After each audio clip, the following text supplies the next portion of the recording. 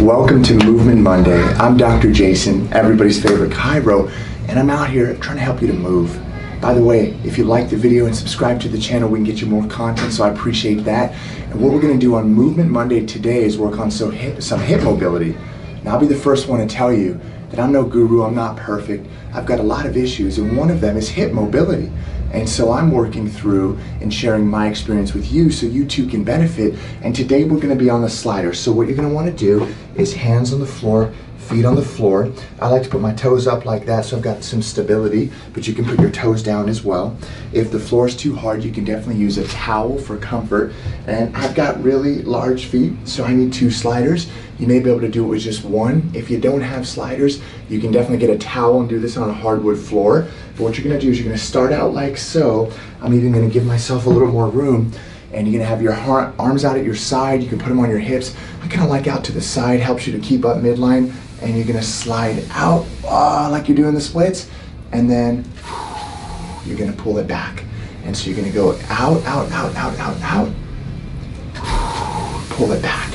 Now, it can be a little uncomfortable on the kneecap, on the patella, but again, we're gonna rep this out. We're gonna go about sets of 3 to 5, go farther, really pulling through those hip adductors, and my hip abductors are stabilizing on the opposite side. So for hip mobility, you can't beat it. Your core is working, your spinal interspinalis muscles are working, hands out. This is 4, back up, and then 5, back up. Now, of course, we're gonna switch it out and do it on the other side. So what you wanna do is get onto the other knee, get your other foot onto the sliders. Barefoot works, with the shoe works. We're gonna go all the way out. Let's give ourselves a little space. We're gonna go all the way out. There we go. I'm gonna put my hands here this time because of the reach.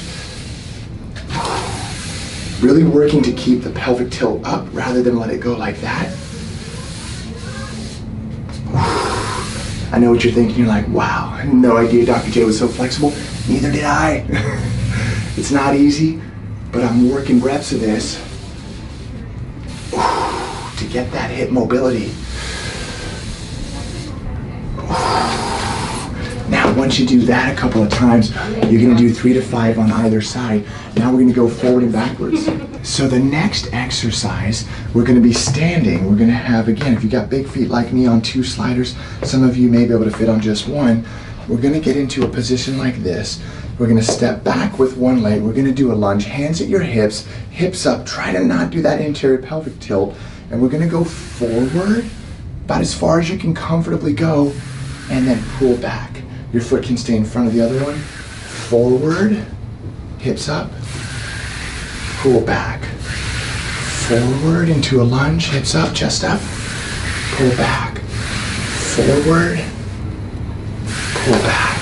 You're gonna notice that this causes you to contract a lot of muscles in the opposing leg, in the abdomen, in the lower abdomen, the back. You never even realized you were doing. And that's the whole idea. You can go to a gym and you can lift weights, which is amazing. You can also do it here on the sliders. And by stabilizing these muscles in and around the hip, you're gonna have so much more fluidity in your hips, your knees, your spine. And so to go into the full lunge would be about here, and then to pull back. We're gonna switch to the other side. Notice I'm in my work clothes. There's no reason why you can't do this in your work clothes. So we're here, we stabilize, we slide forward just a little bit to warm up. Hips up, chest up. Separate it a little bit, there we go. Pull back. Again, 3 to 5 to warm up. Breathing in on the way out, breathing out on the way back. Going into a full lunge, and then pull back.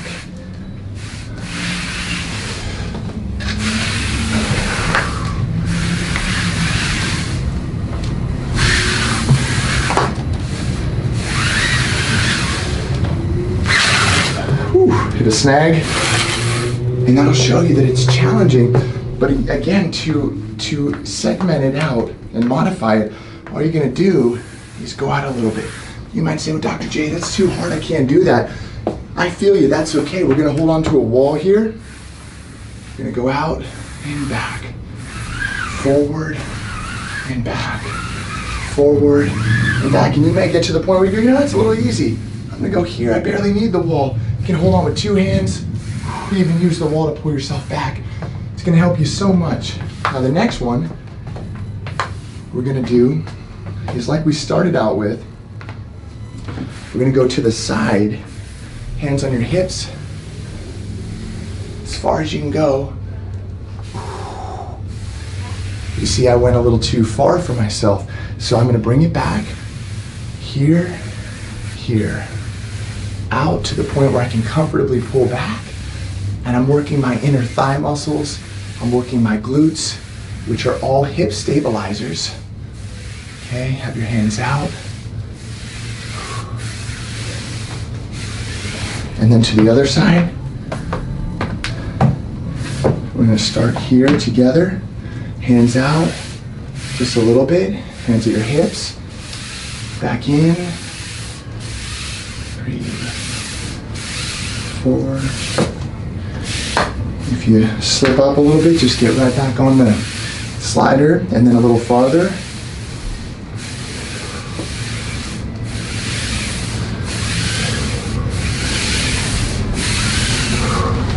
And that is our hip mobility segment on sliders. And remember, if it doesn't work or you don't have sliders, if it doesn't work, just chunk it down a little bit, go backwards, small micro movements. And if it does work, you don't have sliders, you can use a towel, you can modify, you could even use like a paper plate if you're doing it on carpet. And these things flip around for carpet or hardwood.